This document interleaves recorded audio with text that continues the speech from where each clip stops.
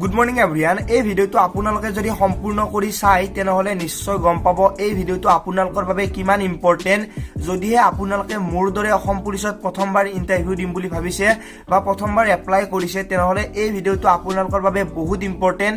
কাৰণ এই ভিডিঅ'টোত এনেকুৱা ধৰণৰ কিছুমান কথা কম যিবোৰ কথা আপোনালোকে হয়তো বহুতে নাজানে আৰু বহুতে জানে। যিবোৰে জানে তেওঁলোকে ভিডিঅ'টো নাচালে হ'ব আৰু যিসকলে নাজানে তেওঁলোকে এই ভিডিঅ'টো সম্পূৰ্ণ কৰি চাব। যদিহে মোৰ চেনেলটোত নতুনকৈ আহিছে তেনেহলে এতিয়া সাবস্ক্ৰাইব কৰি দিয়ক, লগতে বেল আইকনটো বজাই দিয়ক এনেকুৱা ধৰণৰ সুন্দৰ সুন্দৰ চাকৰি ইনফৰমেশ্যন পাই থকাৰ বাবে। লগতে এই ভিডিঅ'টো চাইছে আপোনালোকে ডেছক্ৰিপশ্যনত ক্লিক কৰি এটা চেনেলৰ লিংক পাব, সেই লিংকটোত ক্লিক কৰি আপোনালোকে সাবস্ক্ৰাইব কৰি দিয়ক। কাৰণ সেই চেনেলটোত অসম পুলিচৰ বিভিন্ন ধৰণৰ কুৱেশ্যন পেপাৰ বা কুৱেশ্যন আমি আলোচনা কৰিম, লগতে বিভিন্ন ধৰণৰ এক্সামৰ কথা আমি আলোচনা কৰিম। সেই চেনেলটো সাবস্ক্ৰাইব কৰিব নাপাহৰিব, যিহেতু সেইটো এটা মোৰ নতুন চেনেল। যিয়ে নহওক কিয় আপোনালোকে দুটা চেনেলে সাবস্ক্ৰাইব কৰি ৰাখি দিব। এতিয়া কথাটো হ'ল যদিহে আপোনালোকে অসম পুলিচত AB আৰু UB মোৰ দৰে প্ৰথমবাৰ এপ্লাই কৰিছে তেনেহলে ইয়াতে তিনিটা ষ্টেপ আছে। এটা হৈছে ৰানিং, এটা হৈছে লং জাম্প, এটা হৈছে এক্সাম। এই তিনিটা ষ্টেপ যদি আপোনালোকে পাছ কৰিব বিচাৰে তেনেহলে এটাৰ লগত আনটো ৰিলেটেড। কেনেকে মই কৈ দিছো, যদি আপোনালোকে ৰানিং কৰি আছে এনে ৰানিং কৰি থাকি লাভ নাই যদিহে আপোনালোকে লং জাম্প কমকে মাৰে। কাৰণ ৰানিং আৰু লং জাম্পৰ যিটো মাৰ্ক আছে সেই মাৰ্কটো যদি আপোনালোকে কম পায় তেনেহলে কোনো ধৰণৰ ৰিটেন টেষ্টত আপোনালোকৰ নাম নাহে। আৰু যদি আপোনালোকে এই দুটাত বেছি পায় আৰু ৰিটেন টেষ্টতো কম পায় তেতিয়াও আপোনালোকৰ মেৰিট লিষ্টত নাম নাহে। সেইবাবে আজিৰ এই ভিডিঅ'টোত গোটেইখিনি কৈ দিম, গোটেইকেইটা প্ৰচেছ আপোনালোকক কৈ দিম, বা আপোনালোকে কিমান নাম্বাৰ পালে অসম পুলিচত চাকৰিটো পাব বা আপোনালোকে কি কৰিব লাগিব সকলোখিনি কৈ দিম। আপোনালোকক এটা কথাই ক'ম, যদি আপোনালোকে ৰানিং কৰি আছে, ৰানিঙত যিমান সময় দি আছে ঠিক তেনেদৰে লং জাম্পতো একে সময়ে দিব। যদিহে আপোনালোকে অসম পুলিচৰ ৰিটেন টেষ্টটো দিব বিচাৰে বা ৰিটেন টেষ্টটো দিম বুলি ভাবিছে। কাৰণ আপোনালোকক কৈ দিছো এই দুটা নাম্বাৰ যদি আপোনালোকে কম পায় তেনেহলে ৰিটেন টেষ্ট আপোনালোকে দিব নোৱাৰে। প্ৰথম আপোনালোকক সকলোখিনি কৈ দিওঁ। ফাৰ্ষ্ট আপোনালোকে ৰানিং কৰিব লাগিব, তাৰপিছত লং জাম্প। ৰানিঙত আছে 20 মাৰ্কছ। যদি আপোনালোকে 10 মিনিটৰ ভিতৰত সোমাব পাৰে তেনেহলে আপোনালোকে 20 মাৰ্কছ পাব। কিন্তু মই এটা কথা কৈ দিওঁ, যিহেতু মই বহুত বছৰ ৰানিং কৰিছোঁ, মোৰ এক্সপিৰিয়েঞ্চৰ ফালৰ পৰা কৈছোঁ 3200 মিটাৰ ইমান সহজ কথা নহয় আৰু সকলোৱে 10 মিনিটৰ ভিতৰত মাৰিব নোৱাৰে। এইটো পচিবল সকলোৰে বাবে নহয়। হয়তো 12 মিনিটত মাৰিব বা 11 মিনিটত মাৰিব, কিন্তু 10 মিনিটত বহুত কম ল'ৰা ছোৱালীয়ে মাৰিব যাৰ নেকি এইখিনি সামৰ্থ্য আছে। সকলোৱে নোৱাৰে। 100% মই লিখি দিব পাৰোঁ কেইটামানেহে 10 মিনিটত মাৰিব পাৰে। কিন্তু কমেণ্ট বক্সত মোক বহুতে জনাই মই 9 মিনিটত মাৰোঁ, 8 মিনিটত মাৰোঁ। একদমেই পচিবল নহয়।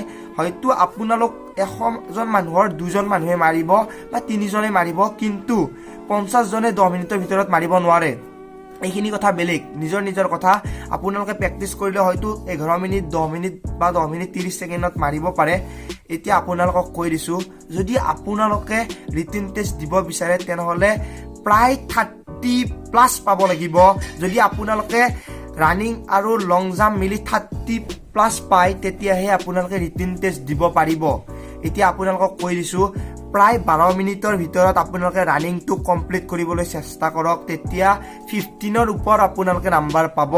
আৰু যদি আপোনালোকে লং জাম্প মাৰি আছে বা প্ৰেক্টিচ কৰি আছে তেনেহলে আপোনালোকে প্ৰায় 15 ফিট মাৰিবলৈ ট্ৰাই কৰক বা 14.5 ফিট মাৰিবলৈ ট্ৰাই কৰক। যিহেতু 16.5 ফিট যদি আপোনালোকে মাৰিব পাৰে তেতিয়াহলে আপোনালোকে 20 মাৰ্কছ পাব। যিহেতু 20 মাৰ্কছ সকলোৱে নাপায়, মই কৈয়ে দিছোঁ তাৰে কেইজন মানুহে পাব। আপোনালোকে এটা মাৰ্কছ হিচাপ কৰি লওক যে ৰানিঙত মই 12 মিনিটৰ ভিতৰত সোমাম, ইয়াতে মই 16 বা 17 মাৰ্কছ ল'ম। আৰু মই লং জাম্প কৰিম প্ৰায় 15 ফিট, তাতো মই 17 বা 18 মাৰ্কছ ল'ম। টোটেল মই 35 মাৰ্কছ ফিজিকেলত ল'ম। এইখিনি আপোনালোকে ধৰি বান্ধি লওক, কাৰণ আপোনালোকৰ বাবে ফিজিকেলৰ মাৰ্কটোৱে ডিপেণ্ড কৰিব ৰিটেন টেষ্টত নাম আহিব নে নাহে। এইখিনি হৈ গ'ল ফিজিকেল। এইখিনি ফিজিকেলত যদি আপোনালোকে প্ৰায় 35 মাৰ্কছ পায় তেনেহলে আপোনালোকক কোনো ৰাখিব নোৱাৰে, আপোনালোকে ৰিটেন টেষ্ট দিব পাৰিব।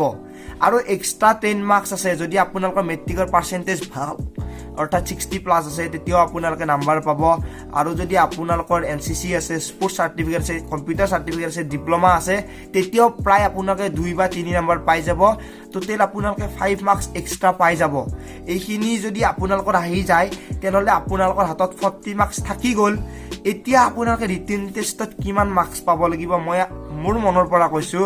যদি আপোনালোকে SC আৰু ST হয় প্ৰায় 20+ বা 25+ আপোনালোকে পাব লাগিব তেতিয়া আপোনালোকৰ 60+ হৈ যাব বা 65 হ'ব তেতিয়া আপোনালোকৰ SC ST হলে ধুনীয়াকে নামটো আহি যাব মেৰিট লিষ্টত তাৰে পিছত যদি আপোনালোকে হয় OBC বা জেনেৰেল তেতিয়া হলে আপোনালোকে যদি ইয়াতে 40 পায় ইয়াতে যদি 30 পায় তেতিয়া আপোনালোকৰ 70 মাৰ্কস হৈ যাব বা 70+ হৈ যাব তেতিয়া আপোনালোকে ঘৰত আহি বহি থাকিব পাৰে আপোনালোকৰ মেৰিট লিষ্টত নাম আহিব সো আপোনালোকক কৈছো এটাৰ লগত এটা ষ্টেপ ৰিলেটেড আপোনালোকে গোটেইকেইটা ষ্টেপে ভালদৰে কৰিবলৈ চেষ্টা কৰক যেহেতু গোটেইকেইটা ষ্টেপ আপোনালোকৰ বাবে ইম্পৰ্টেন্ট যিসকলে নতুনকৈ এপ্লাই কৰিছে মোৰ দৰে তেওঁলোকক কৈছো আপোনালোকক কেৱল ৰানিং কৰি থাকিলে নহয় ৰানিঙৰ লগত লং জাম্পটো প্ৰেক্টিছ কৰক জানো দুটাৰে নাম্বাৰ একে আহি যায় বা আপোনালোকে ৰানিঙত যদি কিবা কাৰণত এক নাম্বাৰ কমি যায় লং জাম্পত সেই ৰানিঙৰ নাম্বাৰটো আপোনালোকে ল'ব পাৰে বা আপোনালোকৰ সেই নাম্বাৰটো মেটচ হৈ